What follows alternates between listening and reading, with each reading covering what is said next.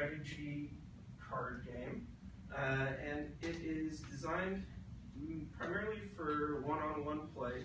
That would be like the standard form of play, but you can also go up to 6 players with it. Players use hero cards, which I have here, and you guys have to look at there, and resource cards to try to reduce their opponent's life total to 0. So pretty standard game. Play with your buddy, you try to kill him. The hero cards is what the game itself actually consists of. That's what we would make and hopefully sell, is this deck of 48 cards. That's it, that's the game. And the game starts with a draft. Each player builds their party of heroes. You take turns picking heroes until you have 8 hero cards. Each hero has 2 abilities and a attack, the ability to attack. All heroes can also perform what's called just a basic attack. The resource cards, we chose to use poker cards.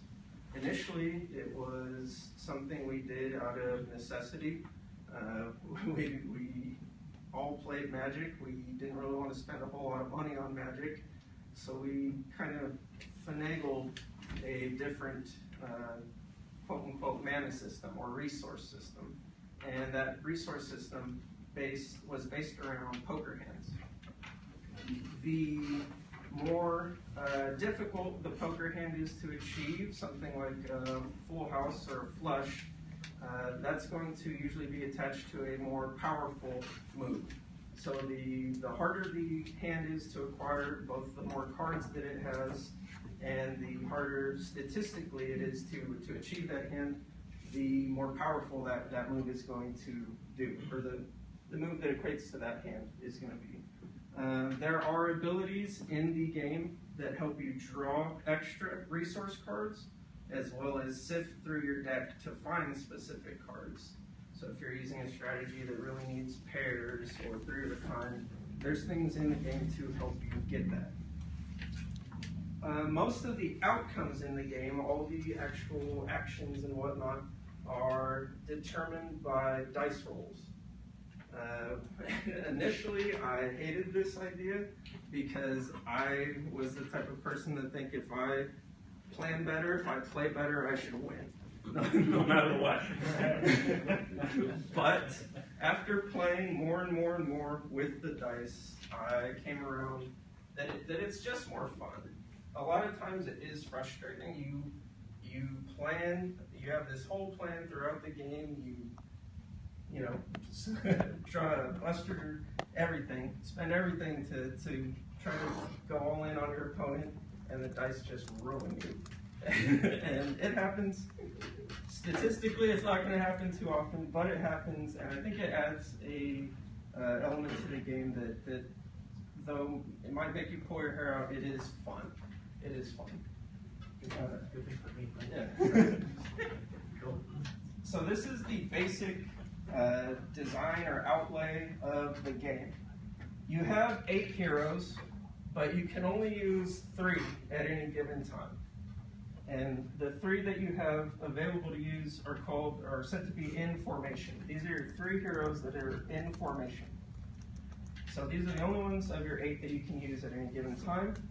Once each turn, you can rotate your formation. Whoever's on the far right comes out, and one of your heroes from the sidelines comes into this first slot. So each turn you can rotate. These are your resource cards down here. Again, many of the abilities cost resource cards to use. When you spend them, you place them in your discard pile. Over here are what's called supplies. Supplies are just another type of resource. You can only play 1 each turn, so there is a tempo restriction on supplies. And moves that use supplies are typically more powerful than if they were the equivalent number of cards. A move that requires 1 supply, much stronger than a move that requires only 1 discard.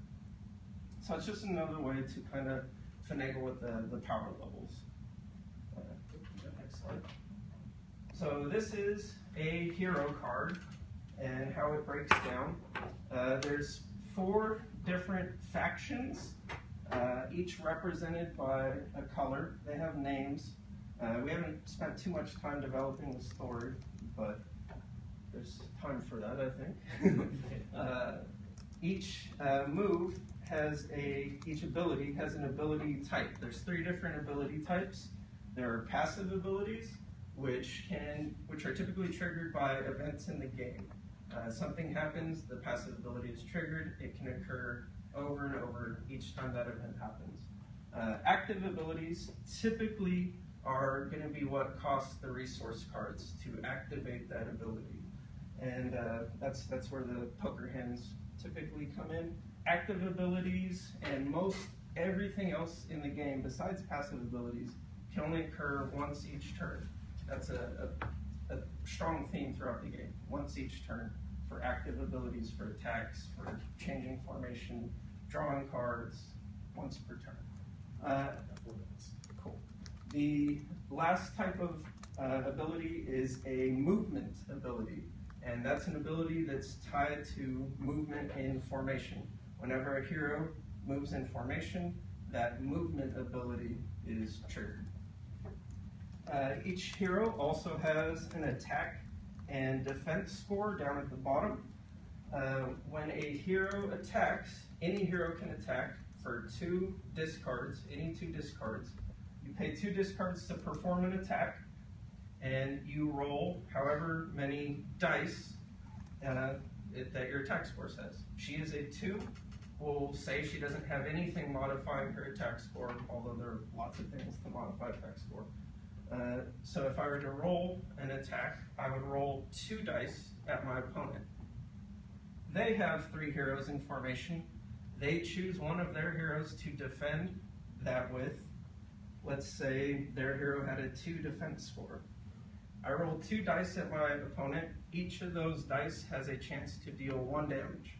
The dice has to exceed the opponent's defense score to deal damage. So I'm rolling 2 dice against a defense score of 2.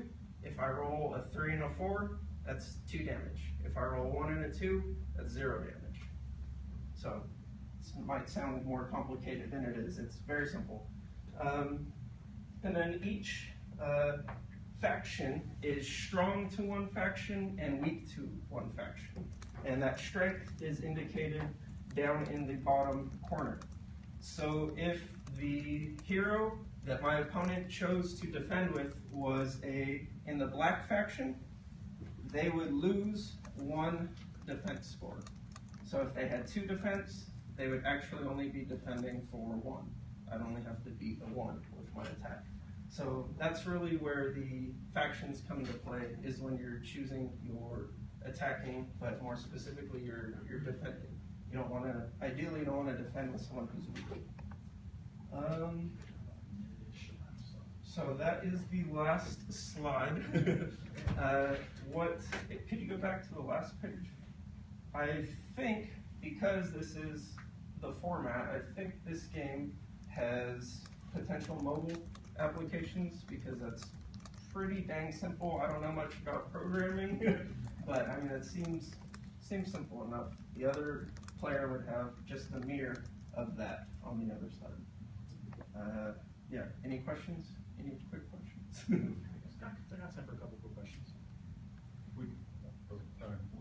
For the poker cards, right? Mm-hmm. Are you guys planning to design kind of specialized poker cards, like, more that looks consistent with the look and feel of the cards? Yes, definitely. And I would like that if players build their own decks. Like, they enjoyed the game so much that they got their own custom deck of playing cards with whatever images they like on it. But yeah, I think initially we would come up with something with a little bit of artwork, just so it's not this. Like, especially Jack, Queen, and Kings, you guys could do something creative over there. Right? Yeah, that's definitely something we've thought about. And we did purchase this art. We got a sweet deal on DeviantArt from an artist, so we do own the art.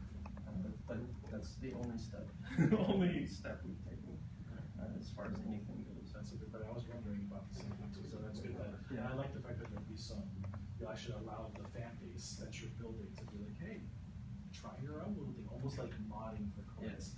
Well, because poker cards are used for so many different Disney deck or whatever. Yeah, and the poker cards thing was something, again, we initially did just out of necessity, and I wanted to get away from it completely. But again, the more we played it and the more we showed it to other people, that was one of the aspects that really hooks in, especially non-game, like non-hardcore gamers. They see something like that and it's at least a little bit familiar to them, and they're more apt to at least try it. Yeah, that was one of the things that I was going to say is most positive about it. I love the idea that, if you're familiar with poker hands, that there's some way that you can get a leg up on your opponent. I was going to ask about the attacking and defending. Have you considered using dice for both attack and defense? So whereas if you have 2 attack, you roll 2 attack dice, and then if you have 2 defense, you roll 2 defense dice, and that way, and then you can split them up individually and even have it. So like if I have a 5 and a 3 on one attack die, and I have a 4 and a 2 on my defense die, then I can still use that 4 defense die to maybe block out like 3 attack die and only take 1 damage. So there's a little bit of strategy and random chance on both sides of it, instead of just having 2 be the number to beat. We hadn't thought of that at all. Yeah, there's a tabletop game called Star Wars Miniatures that I got into last year, and it works exactly like that. So when a ship is attacking you, he rolls his attack dice, and then you roll your defense dice, and then you're trying to cancel out his attack, prevent your ship from blowing up. Yeah, I think Space Wolf Death Angel works that way too. I can only imagine there's 10 other games that have the same, at least 10 other games that have the same dice. You're off to a good start for sure. But the one thing, like the most positive thing I can say about it is that everyone that's actually sat down and played it has enjoyed it quite a bit.